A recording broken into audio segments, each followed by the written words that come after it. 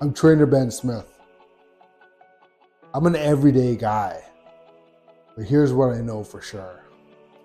Even when you're struggling and feeling hopeless, you're just one decision away from being your best self, living your best life.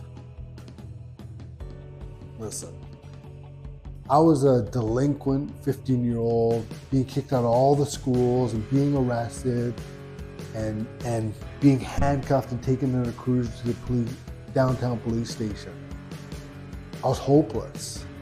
I don't think anybody thought I'd make anything of myself, but I made a decision. I'm gonna commit to bodybuilding, boxing.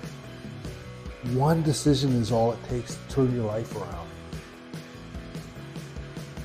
You can awaken the champion within you who thrives in the thick of the battle. We all write our own story.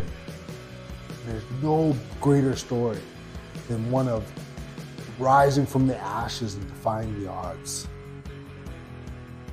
Never forget who you are, a champion and a warrior.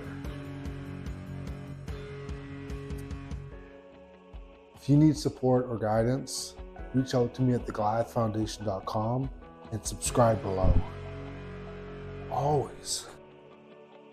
Hands up, chin down, no pain. You got this.